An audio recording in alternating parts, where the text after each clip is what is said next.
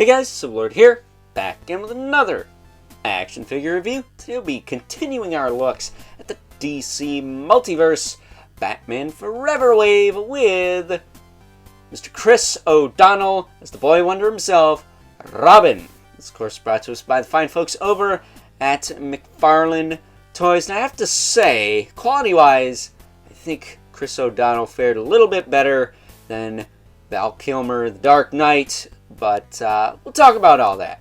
So before we get too far ahead of ourselves, why don't we cut right to the chase and get into meat and taters of this review and take a look-see at all Boy Wonder has to offer in terms of accessories, starting off with a pair of grip hands right here. That said, I don't think the fingers are separate from the thumb.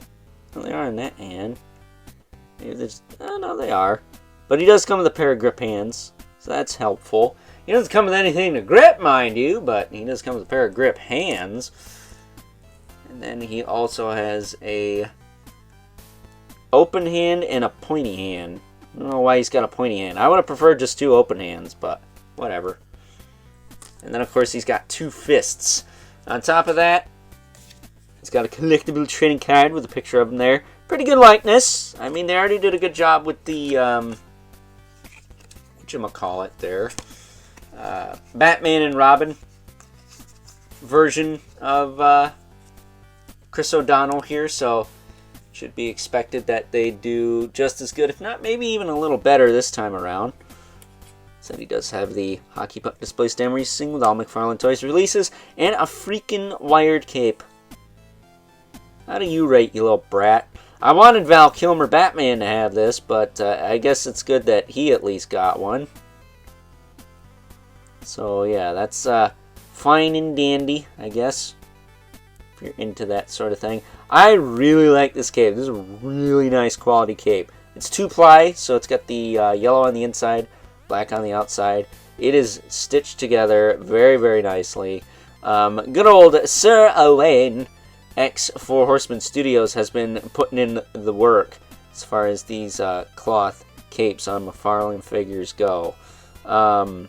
Very, very nice work on his part. That said, as far as Robin goes, he looks cool. You know, I prefer the Batman animated series version of Robin myself, or even the 66 Adam West era Robin with the Daisy Duke shorts and the... does he wear stockings? I can't remember. But, you know, the Golden Age suit. But this is cool. He does have the little fins on his gloves there. Just something I'm not used to seeing with Robin, really. I don't know why. But as far as his articulation goes, his head will rotate. It's a little sticky, but it does work. You can look up, okay. Not as good as Batman, but it still counts. You can look down a tiny bit. Tilt side to side. That's good. Shoulders, not the tightest things. I don't think on either of them. No, they're pretty buttery smooth, but whatever. Some people are afraid of breaking stuff. He does have a swivel in the shoulder as well, with a little butterfly ball socket cap joint in there, which gets you a lot of range. You can move forward, you can move back, you can tilt up, you can tilt down. You get a lot out of that. He does have a bicep swivel, a double jointed elbow, a little chonky there. He's got ball hinged wrists that can rotate, hinge, and twist. A little loose on there, but not terrible. I will say the swappable hands are a little tighter than the ones he comes packaged with, but mine aren't falling off or anything. Torso will lean that far forward, that far back. And while he's not as loose as the Batman we looked at earlier today, check that review out if you haven't already, he's still not the tightest thing ever, man.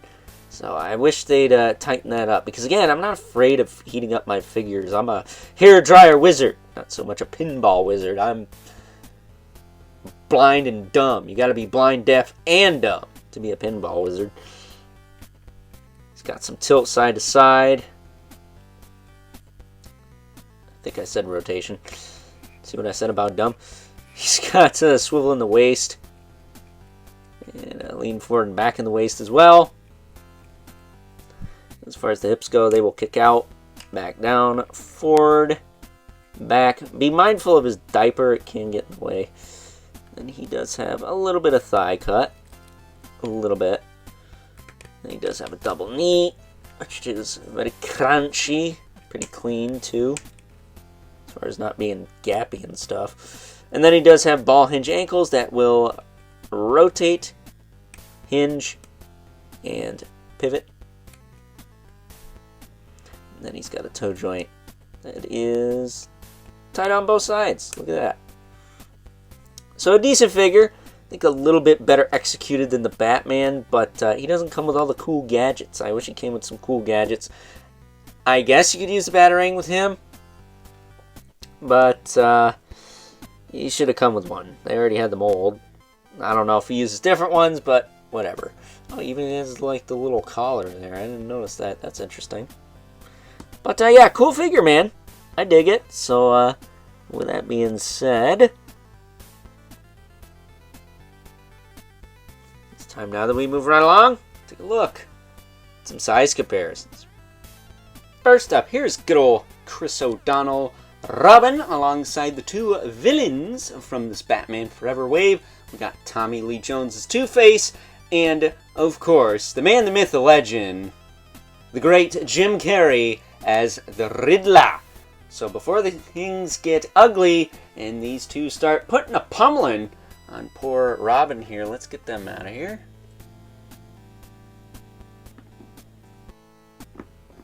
Bring in our two regulars.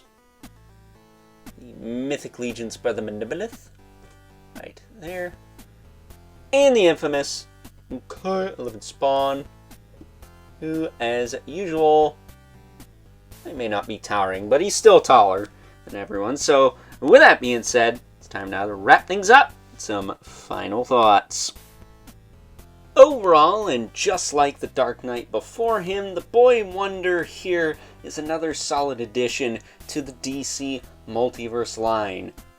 Just like the Batman and Robin version of this character, the likeness to Chris O'Donnell is very good for the price point, and once again, just like the Dark Knight before him, he comes with a few accessories, which, again, is not very common with figures in collectabuild waves, at least not as of late. However, he's not as loose as Batman, but he is still a little bit loose in the torso department. So again, to the fine folks over at McFarlane Toys, maybe tweak that a bit, because I don't mind having to heat up my figures to get them to move. I really don't. So with that being said, hope you guys enjoyed this review. Until next time, I'll catch you guys later.